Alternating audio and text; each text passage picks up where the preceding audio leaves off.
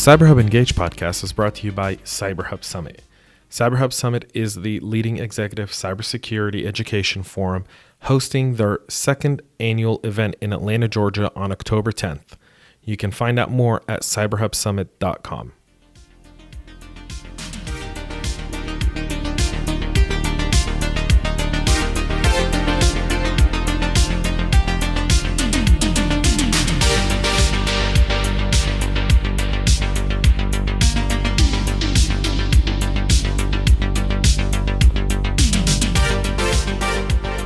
Hey everyone, this is James Azar here with the CyberHub Engage podcast, and today we are at the Georgia Department of Revenue, joined by Chief Information Security Officer for the Department of Revenue, Mr. Wes Knight. Welcome. Thank you. Welcome, James. And Wes is the CISO for the Department of Revenue, and just congratulations on winning the People's Choice Award from ISE in 10. Thank you. It's a great honor. That's an award that's voted by your peers. That's not just one that's... It means a lot because of that. So. Yeah, it's one where people within recognize your accomplishments, which are a lot. You've been doing this for how long now? 20, 30? Information security probably since around 2000. So 18 years. Yeah. And so this is it's in a new industry like information security and cybersecurity, that's a veteran. Well, it is. The average CISO rolls over after about 18 to 24 months, and I've been here 11 years. I haven't been the CISO the whole time, but I've been here 11 years. Perfect. Well, I wanted to kind of, we've met and spoken many of times before, and I kind of wanted to get your perspective. You've been doing this for so long, and you have a keen understanding simply because working for a state agency, I think people would assume that information security is looked at a little differently than, let's say, corporations who look at bottom line. Is that really the case, or do you feel like your challenges are the same as the challenges that CISOs experience in a corporate structure? I think there's a lot of parallels, a lot of similarities. There are probably some differences. We don't have a board, for instance. We do have executives, but not really. When you talk to CISOs, a lot of times they're talking about talking to the board and trying to explain things, and I don't really have that here. And the executive group is small enough where I know each one of them and have conversations with each of them periodically. So it's a little bit different from that perspective, but all CISOs pretty much have the same concerns. We have the same tools available to us. We don't all deploy the same, but we have different ways of doing that. But it's pretty much all the same tools, same concerns. Is there a support system in place, a mechanism that the state provides to private enterprise in terms of within the information security field? Is there like an alert system? Is there a data share that you guys kind of use to cooperate between state agencies to the big corporate partners that the state obviously relies on for income? There's an organization called the Georgia Technology Authority. It's an overarching state agency, authority actually, not an agency. And I think at their level, they have some contact with some of the larger private companies from a kind of an official or semi-official perspective. The state is involved with the MSISAC, which is actually just around the corner from us, down where the FBI building is. And so we feed information to that. They feed information back to us. Some of that information that's green level is also distributed out to some of the corporate people. Very cool. It's interesting because one of the things you and I have spoken about before is the need to have kind of an open flow of information kind of escalating down. Do you feel like that's a federal responsibility, a state responsibility, everyone's responsibility? Do you see the market heading that way at all? Do you see that becoming a more of a discussion item, or is it still far-fetched? It's good for the government to do it. Federal government, state government, local government. And I think we all share that responsibility, but at the private level, the corporation level, some of the other CISOs I've talked to, they have some issues at that level because if they start sharing information from one company to another, they can be accused of collusion and some other things. And so it makes them a little hesitant to share meaningful information. I mean, everybody can talk at the 10,000-foot level, right? Right. But when you get down to some things that are on the pointy end of the conversation, a lot of the guys are reluctant to do that because they're concerned about lawsuits. So do you feel like to solve that, do you feel like the federal, I had Patrick Gall from the NTSC on a few episodes ago, and we were talking about cyber deterrence and, the role of government essentially and what the NTSC does and how they view, how his CISOs essentially view the role of federal government and what, they're kind of lobbying for and trying to kind of enact, which is a cyber deterrence policy. Right. But no one's talking about cyber information sharing, kind of having that open source, that pool, even if it's anonymous, right? But just people, being vetted to flow in information to allow that to kind of circle around. Because a lot of times we can really stop something from happening simply by just sharing information. Well, that's true, and I'm a big proponent of that. Again, I understand from the private sector while they have some issues, but at a government level, we need to do that.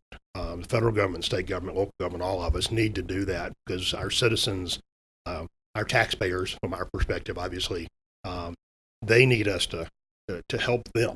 And the smaller businesses don't have the resources that the bigger businesses do. They don't have the resources the government has, and they're kind of out there on their own in a lot of respects. They don't have the connections. They can't pick up the phone and call Patrick and ask Patrick something or whatever.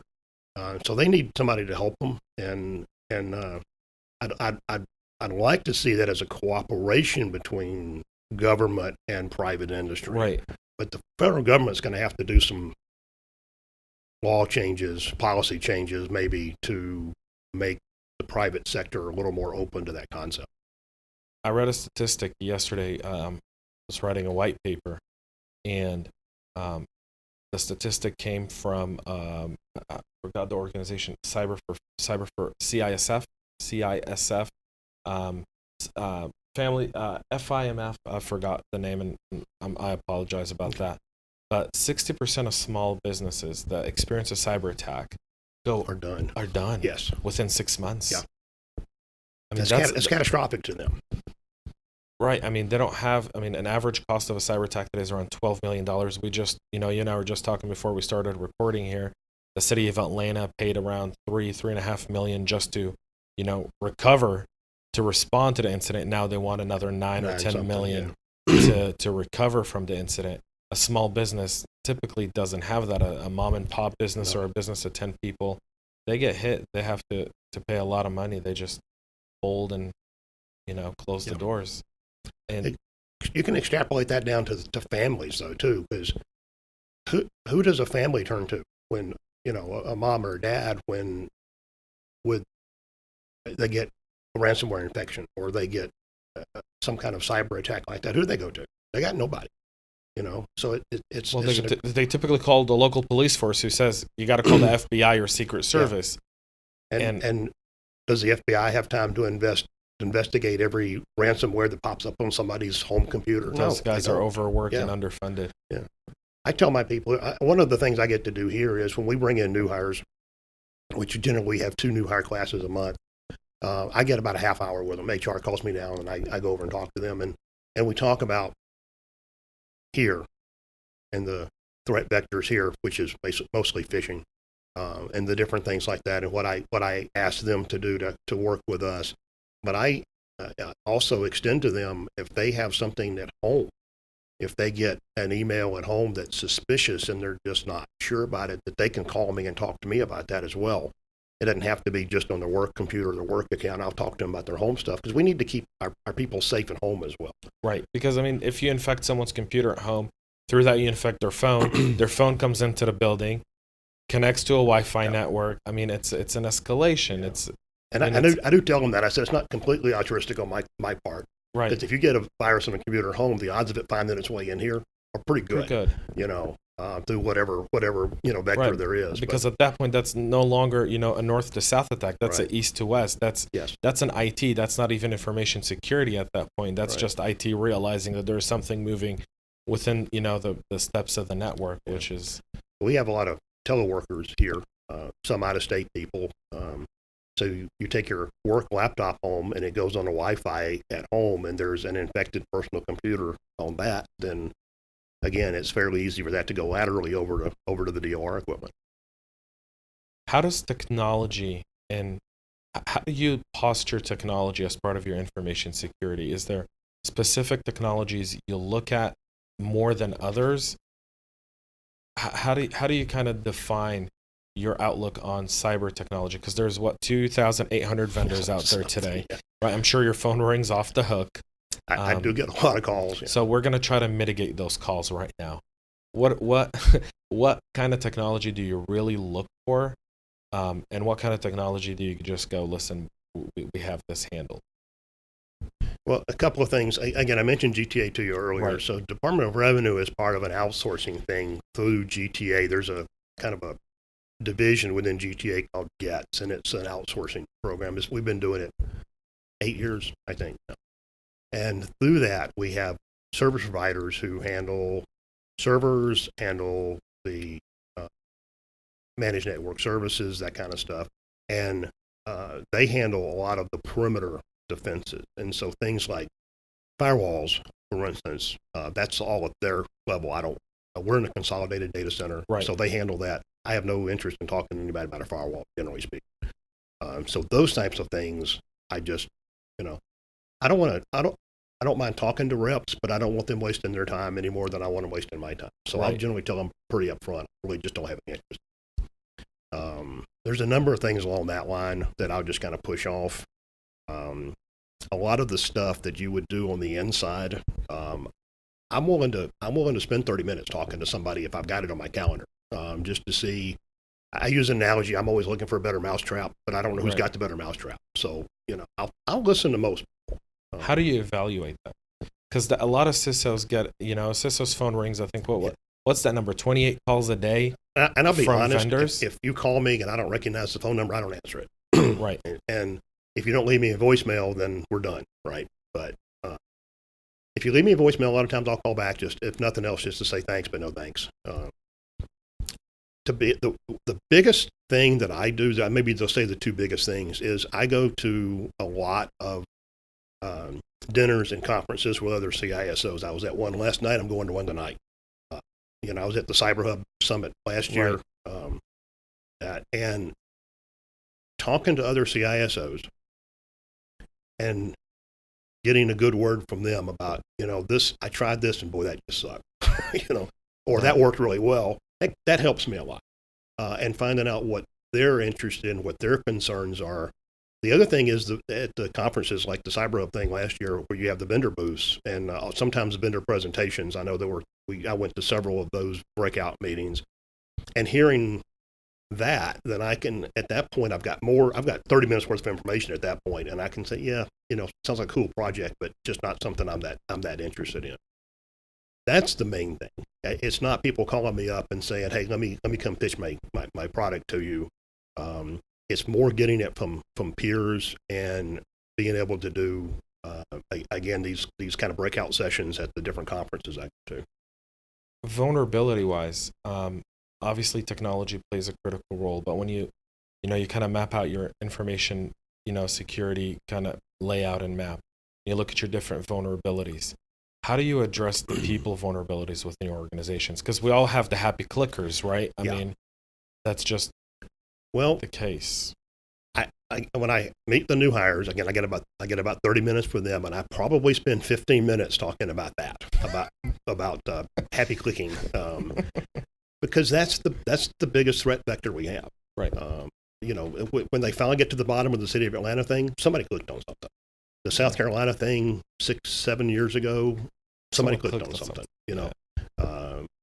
It almost always ends up that way. Very seldom does anybody, literally hack through a firewall and get into something and like drop a hard it. hack. Yeah, you just don't hear that anymore because it's so easy to do the phishing, and they're really good at it. I mean, I get, well, we use FishMe here.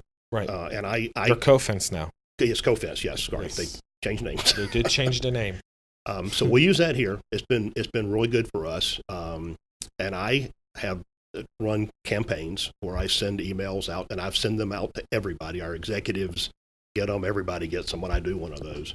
And of course, if you click on it and you shouldn't have clicked on it, and you get a thing that comes up and explains why you shouldn't have. If you report it, then you get a smiley face, congratulations kind of a thing. But when we have it configured so that if you report it, I get a copy of it. It sends me a copy of the spam, and I look at those. And one of the things I'm looking for is, like, all of a sudden, ooh, I just had 20 people report the same thing to me. I need to send out a bullet to everybody and let them know, hey, doubly be on your guard here. But I read a lot of these things, and they are so well done, that if we're not constantly keeping that possibility of phishing up in the front of your brain, then you're going to click on stuff. And the other thing I always talk to my people about is, if you click on something, we're all human.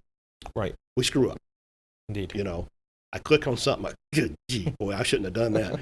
What do? You hide it? No, you call me. Because you call me, we're probably in that idle, dormant stage. I can come down, clean it up, fix it, shake your hand, pat you on the back, walk away, we're done. We're friends. 200 days later, the FBI calls me or calls the commissioner, and then we backtrack it, because we will backtrack it. We have all the logs. We keep logs almost forever here. Back to your machine, and then we have a different conversation, and it's not a happy conversation at that point. And I tell them that, and I don't say that as a threat. I'm just saying that so you know how important it is that you call me that when you report think something bad happened. If nothing happened, then I'm even happier. We have a brief conversation, I walk away, we're still good. We were having that conversation. I was at the Atlanta Electronic Crime Task Force meeting a few weeks ago, earlier this month, and we had a presentation from someone from I'll keep the company unnamed because some of the information that was being shared, I don't think they want public. Right.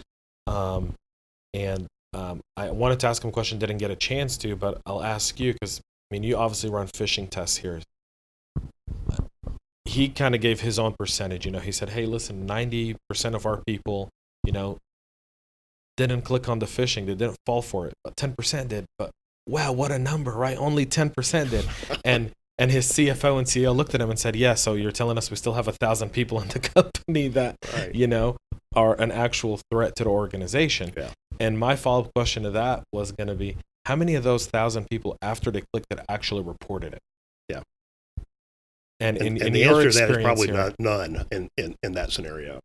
So we did our first, I'll talk about our first campaign. We did our first campaign, which was last year.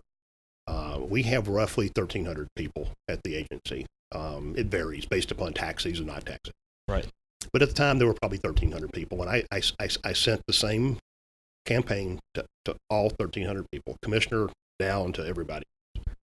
Our overall click rate was about 15%, which I was looking for about 30, to be honest with you. Right. I really was. That's a good. So I was, especially for a first effort, I thought that was excellent. Now, there were that many people clicked on it. We also had about 60 people reported it, but there's still kind of a window there of what happened to this. And if they just delete it, you don't really know what happened to it. Or if they just ignore it, you don't really know. So there was still kind of a vague window on a few machines there. But, you're talking here, we were probably talking about 200-ish people that clicked on it.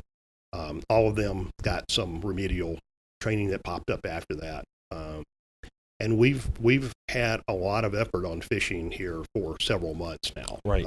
So I would suspect, I'm actually kind of getting ready to do another campaign, and I would suspect that number would be substantially lower at this point. Giving budget restraints, right? And I hear that talking to CISOs. You hear it talking to CISOs, right? Absolutely. Go to my CFO. I tell him why we need something.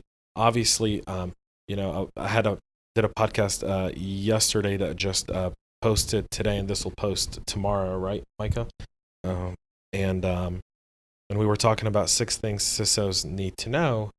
And, the CISO job's not an easy job. You're the first to take the fall should something happen. Yeah. Right? You're the first to be walked out the door. And, if they can tarnish your reputation while at it to save, a few dollars and some revenue and some customers, they'll do that along the way too, unfortunately. The upside of being a CISO, I've seen CISO roles open for 6, 9, 10, 15 months because no one just wants the role, right? How do CISOs and people who are now just starting to get into the cybersecurity field, been doing it for 18 years, been in the role, you network with people within the role, what's the general consensus to the younger generation coming up?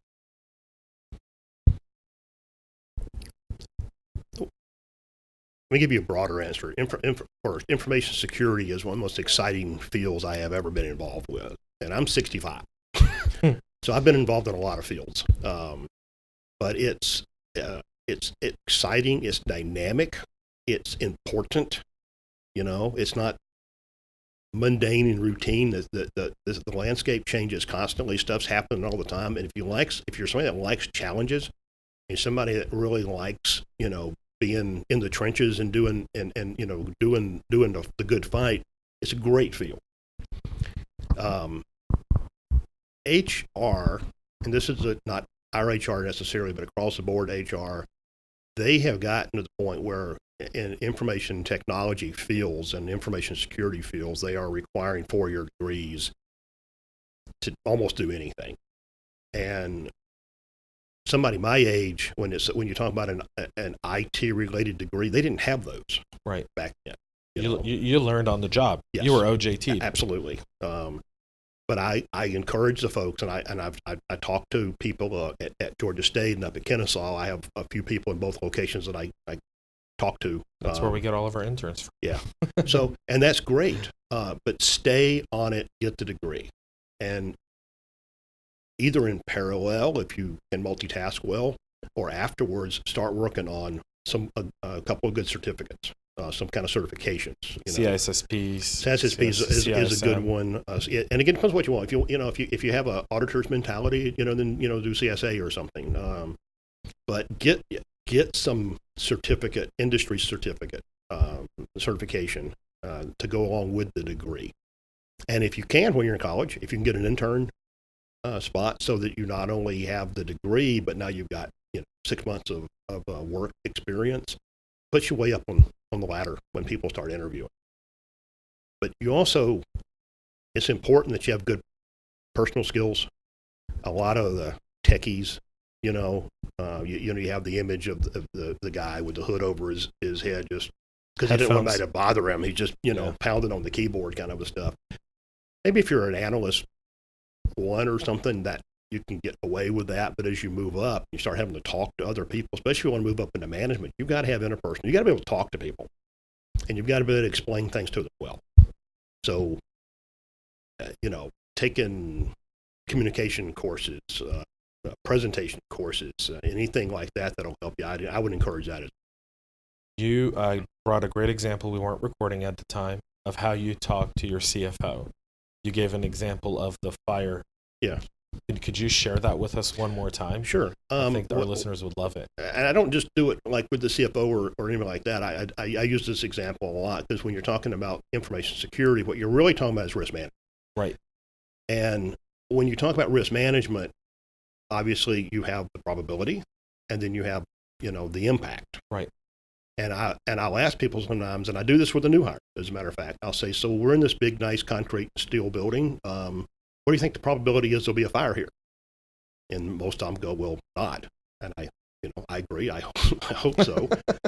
I got bad knees. I don't really want to run down 5 flights of steps if I can help it. But I'll ask them, okay, then why do fire drills? Why do we have smoke detectors? Why do we have fire? Why every 6 months do I have to go stand in a parking lot in a designated spot so they can count my head and make sure that I didn't burn up in a building? If the likelihood of the fire is so minimal, it's because the impact is catastrophic. If there's a fire, you're talking about loss of life.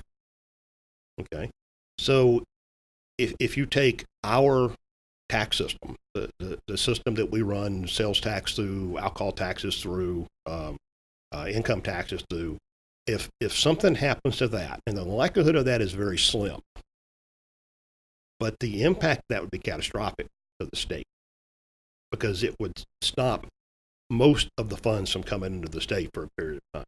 So again, the likelihood is very low, but the impact is very high. If it happens, it's not catastrophic in the sense somebody's going to lose their life over, but it's catastrophic to the point of it would have a major, major impact on state function. People couldn't get paid. We wouldn't have cash.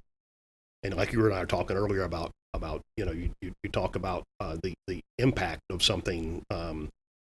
If you shoot somebody or you shoot a target with a pistol, or you throw a rock at it, whatever. Okay, it's velocity and mass. Okay, if the velocity is low but the mass is big, it's still getting crushed under a boulder. That's still Right. bad. Getting hit by a rock going 500 miles an hour is also bad. The impacts are very different, but when you look at the newtons, it can be severe. And that's the same type of effect here. If something happens frequently and the impact is low, it can have a big impact. Happens almost never, but does happen, and the impact is catastrophic, then it's a disaster. And that's a non-techie thing. And so when you're talking to somebody that doesn't do IT, they don't do information security. I mean, everybody knows about firearms, right? We've Right. all been through fire drills. We've all had to go stand in a parking lot or whatever. Again, well, why am I doing this? If the building's not going to catch on fire, well, because it might. There's that possibility. There's there's a lot of different frameworks out there that CISOs look at, right? You have the NIST framework and so many others. Which one do you tend to follow, or kind of do you use a combination? Which framework do you more The adapt to? state of Georgia, by state policy, is a NIST shop. And so basically we follow NIST. Now here, we've kind of moved over a little bit to the cybersecurity framework, which is a derivative The 20 of that. the 20 controls. Yeah. Okay. So that's kind of where we focus, but we do we are really a NIST shop. So when we do risk assessments and stuff, and we do pass those up to the state level, we do those based on NIST. Do you find? I'm a big fan of NIST because I just think that it speaks the non-technical language for non-technical executives who, if you're a CISO and you just use, if you just lay NIST out to your executives, you'll probably have a higher success rate of getting them to at least do the right risk assessment to the business and not kind of shelf things. But how do you, being that the state uses NIST, you're using the 20 security controls essentially, and those come together. Those are literally, just a plug and play piece. Small businesses, like we talked about, there's so many small to medium sized businesses that don't know even how to get started on security posture. Yeah. Is there a tip that you have for them? Is there something where you say, hey, look at the NIST framework, but then, because technology for them is an antivirus, right? It's maybe putting a password on their Wi-Fi. Right. That's a small business's idea of security. They don't go out and get firewalls and co-fence products and other stuff. They're really focused on, just I want to run my business. Yeah. If you're and I had my own business for about 15 years before I came here, so I understand that you are one of very few people generating money that's coming into your company, and as a business owner, it's almost like that's a distraction. Okay, when I'm doing this, I'm not making any money. Right. So you're a consultant, you're not doing billable hours at that point. You're reading some manual about this, whatever this is, right? So I feel that. I understand that completely. The problem is most of the security control things, NIST, CFW, CSF, those things are not something I think that a lot of people could just pick up and read and look at and know what to do with. Right. And so they need help from somewhere, and that involves paying somebody. Unless your brother-in-law happens to do this for a living or something, and he's willing to give you some of and his it's willing time to for a give you some six-pack free- of beer. So you almost have to go to some kind of outside consultant, and organizations like you guys, kind of look at that and try to help.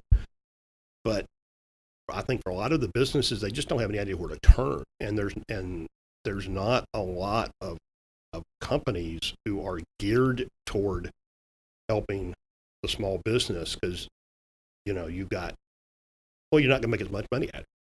Well, I'll make a lot more money billing Equifax for 1,000 consulting Good luck. hours than I'm going to get good with a small luck, 'cause, company. I mean, I'm sorry, I'm gonna have to tell you this because I mean, our mission statement. Yes. We're very Cyber Hub as a general. Everything we do, whether it be our summits or our academy or even this podcast, we're Right. very much engaged to the middle market. Right. And that's no disrespect to the big companies, but they have everyone talking to them already, Yes. right? And they're getting all the attention, and they should. But then the backbone of this agency, the backbone of our economy, is our small and medium sized businesses. Absolutely.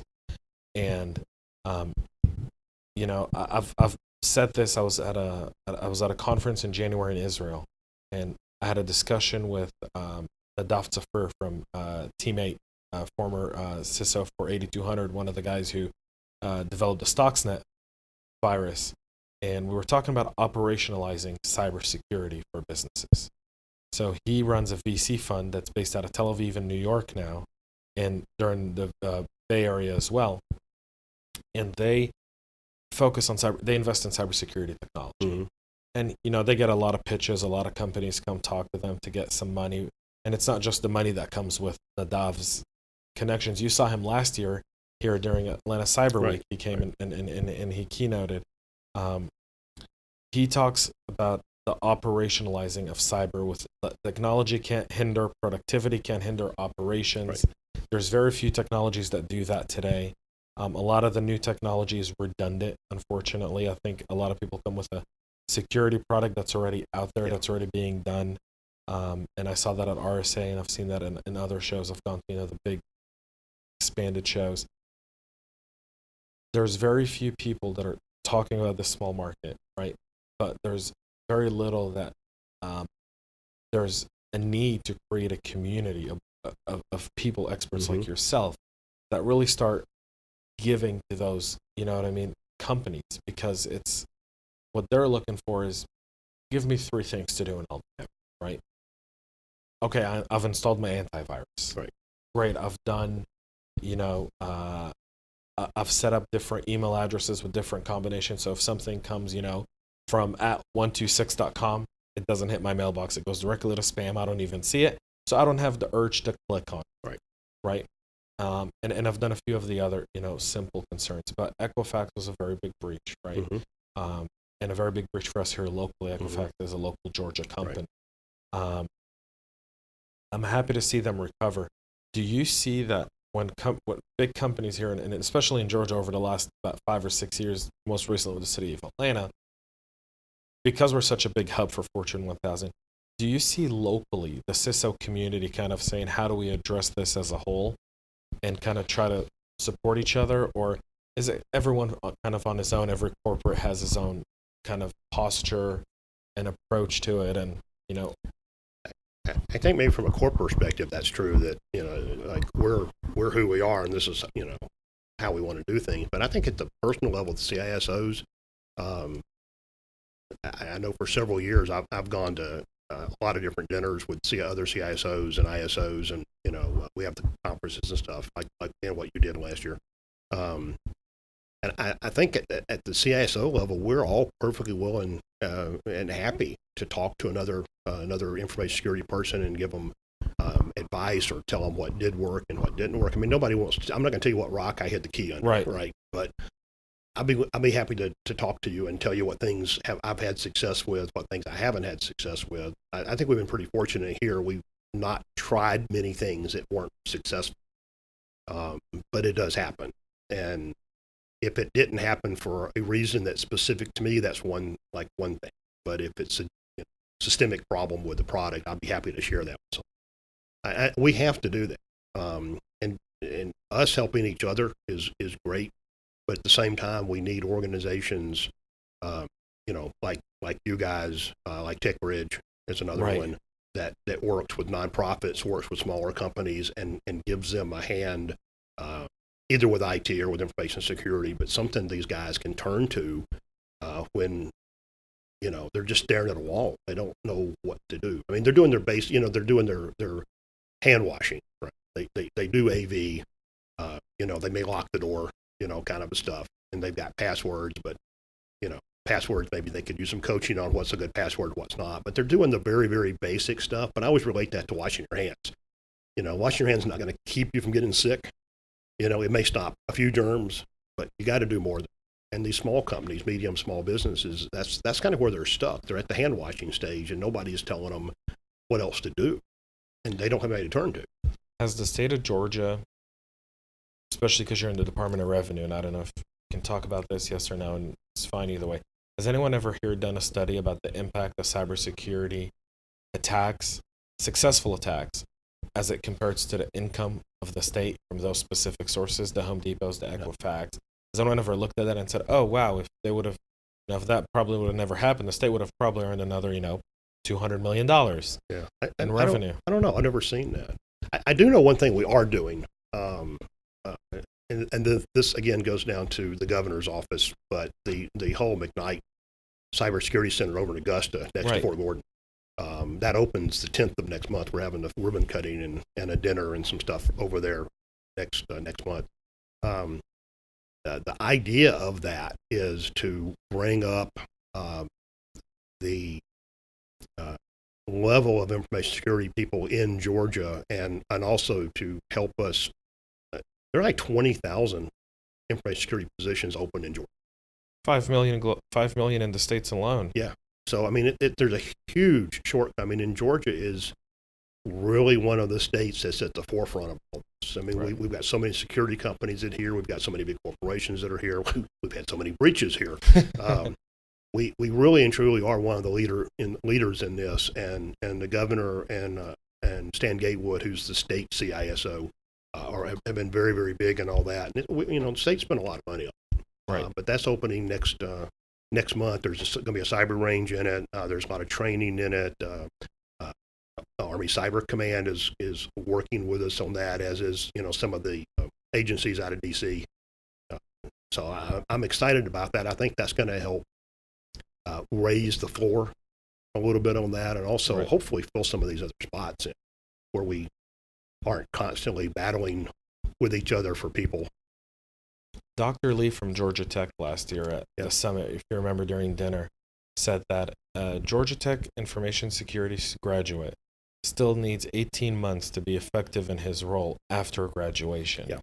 Do you see that here when you're recruiting from every single university? Are you seeing people who typically come with certifications are quicker to get onboarded and be effective than others with degrees? Well, I think that's true. The folks who have the degree, and I don't mean this in a bad way against college professors. No, I know Dr. Lee. He's a great guy. But most... We're sorry about that. We're sitting in a conference room and a phone gave us a ring here, but go ahead. Yeah. We were talking about the just take that off the hook. College degrees. You don't have to do anything, just take it off the hook. Should be okay. Yeah. If you're a college professor, how long have you been out of the game? I guess is the question. And so a lot of the stuff that gets picked up like that, it's not wrong, but it's not like bleeding edge either. And by getting the degree and then moving on to some certification things, or maybe again interning, you're getting more of what's going on right today, and so that helps them. And the folks that work for me, when if HR, they want us to have 4-year degrees in a related subject, so they have that. But I also like them to have certifications. I also like them to have experience. But to be honest, again, the main thing with me is trying to get a feel for the person. I want that person to be a team player. I want them to be somebody that'll work with the rest of the team well. I mean, really, if you're short on technical, something I can teach you, but I can't make you a trustworthy person. And so the personality of the person is a big thing with me. Integrity is not something taught. It's something you either have or you don't. Yeah. Right? I hire only based on integrity, because everything else you can almost teach, right? Yeah. Integrity is something that you either have or you don't. Right. Honesty and integrity, and especially in information security, because you have access to so much stuff. Yeah. I want to talk to you a little bit about cyber deterrence. Okay. It's one of those issues that's now kind of taken front and center. It's becoming for the big Fortune 1000 CISOs, it's more of like, hey, we're getting attacked. We're not getting attacked by some hacker in his basement. These are nation states that are maliciously attacking us. Right. coming after our businesses, our IP, our secrets, our, you know, way of doing business. Someone the other day said the cyber attacks that we're going through, like the naval contractor who just had 614 gigabytes of, you know, submarine warfare stolen by the Chinese. Right. It's a death by 1,000 cuts. Do you agree with that statement? Are we just a sleeping bear still, not really understanding? I think that's changing, James. I think there's been enough of the major breaches that have made the headlines. Of course, as everybody Right. information security knows, there's, for every one you see in the paper, there's probably 1,000 other ones that you don't hear about. You also don't hear about if it's not money or IDs being stolen, you don't hear about it. Right. Those are headline captures. That's what the media likes to report. Right. But I think there's been enough of that where things are shifting a little bit.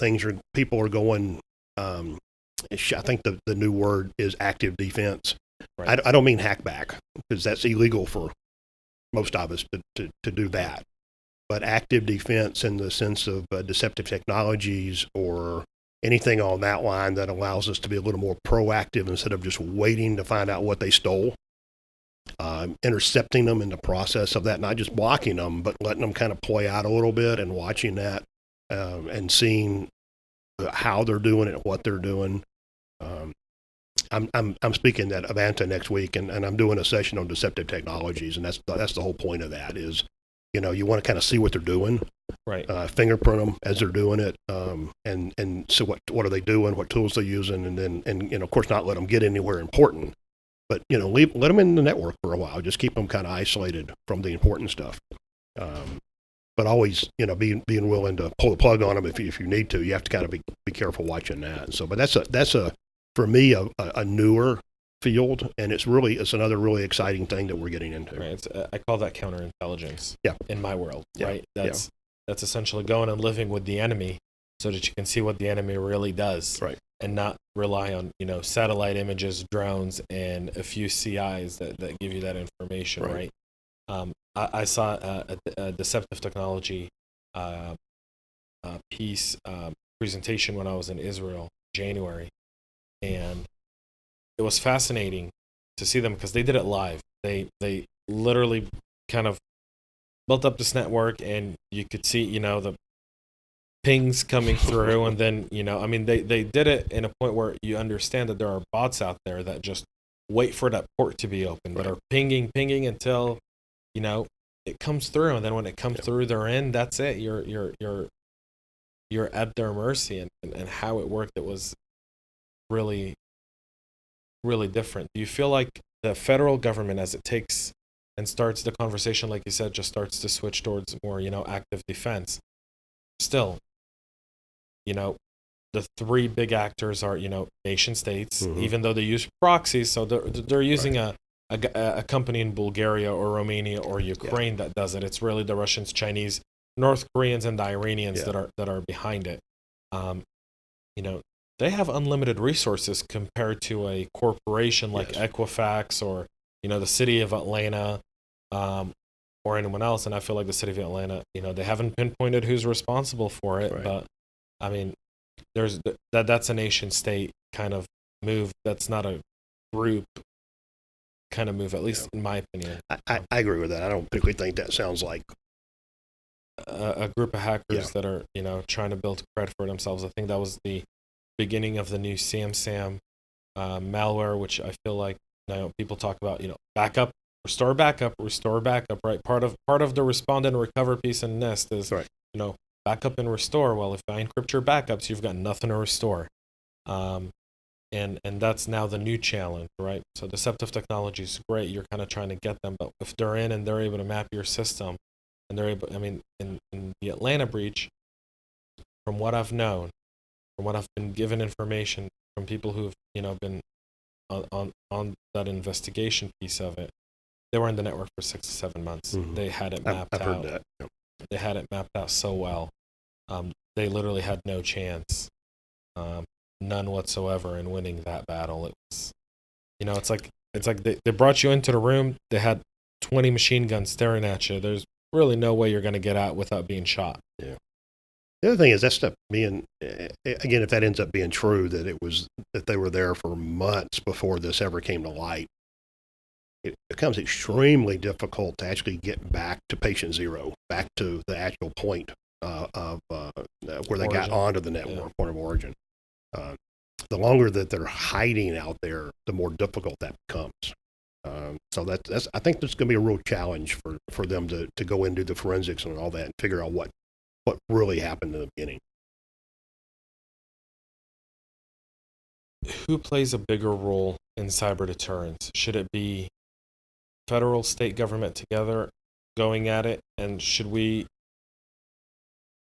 be looking at it as a declaration of war, or should we be looking at cyber as espionage?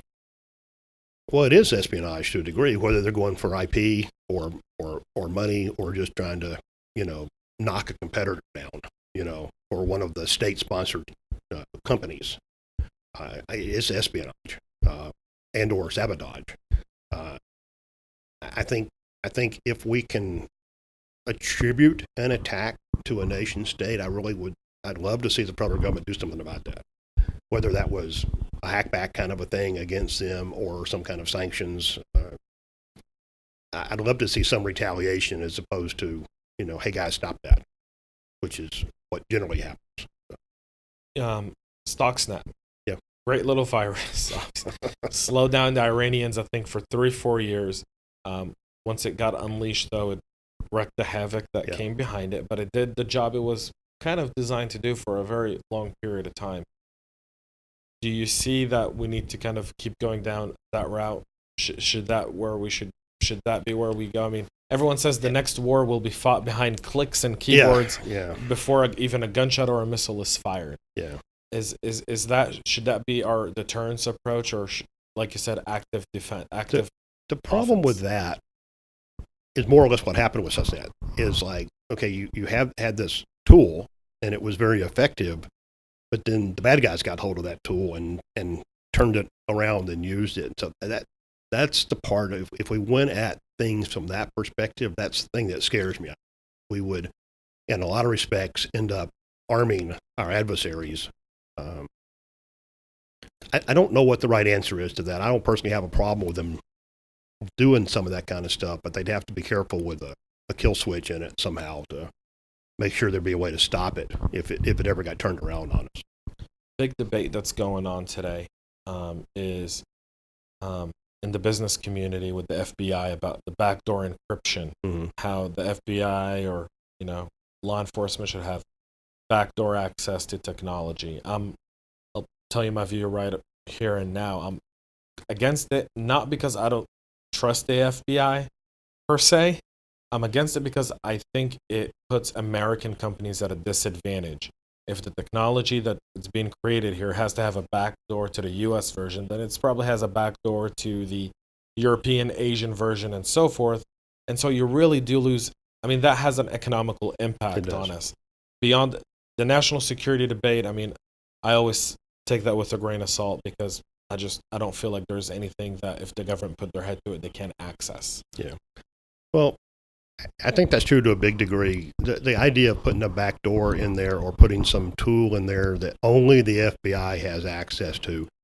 The FBI and the NSA and the CIA have all proven very bad at keeping their tools locked away. Right. Snowden and there's a list of them that have allowed those tools to get out in the public. So if they had some secret tool like that, it wouldn't stay secret. It'd get out in the public, and then none of our encrypted stuff would be safe anymore. So I'm very much against it, not for that reason, if for nothing else. Do CISOs get concerned when you hear about a backdoor in a system? Is that another? Is that another piece where you go, that's where bad guys can also get us? Is if they find that backdoor? I don't care what it was put there for. If it's a door, it can be opened.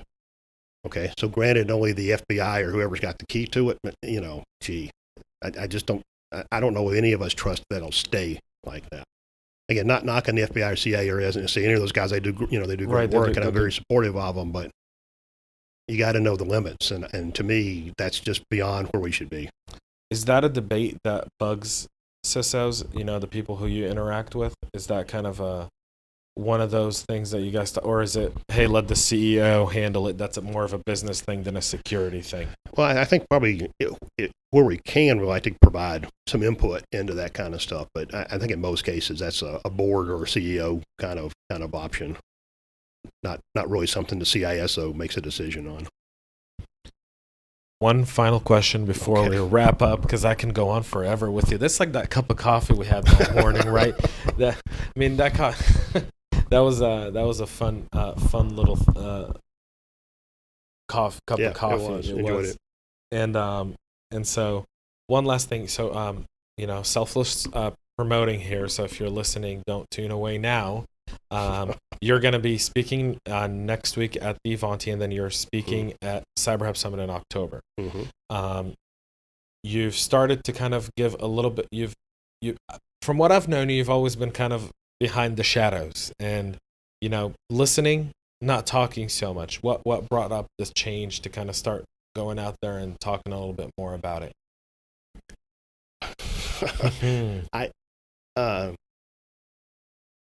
I do like to listen. I go to a meeting or whatever. If I'm talking, I'm not learning anything. Right. And so I like to listen to what's going on. But people just started asking me to do like a panel discussion or whatever. And then this came up with the thing next week with Avanta. I'm part of their governing body. And so one of the other guys asked me would I do something about that. So I'm perfectly willing to do it, and I'm very comfortable. I used to be a stand-up instructor, so I'm not afraid to stand up in front of people and talk to them. Right. But I don't learn when I'm talking, and I like to learn new things, and so you're quiet and you learn, and then people think I'm smart because I'm not saying anything. But you are smart, though. I mean, whenever I sit and talk with you, I always come up with like 3 or 4 different things that I go back and I go, wow, that's a really smart thing. I mean, the whole, fire thing that you said earlier, that's brilliant. I mean, I'm going to use that now going forward. I'll make sure to note. I get credit on it. I will. I'll make sure that, hey, courtesy of Wes Knight, which you can obviously see and hear speak at CyberHub Summit October 10th. But thanks for joining us for the podcast. I appreciate it, James. Thanks a lot. And we'll look forward to continuing this conversation soon. Sounds good. All right. Thank you. Thanks.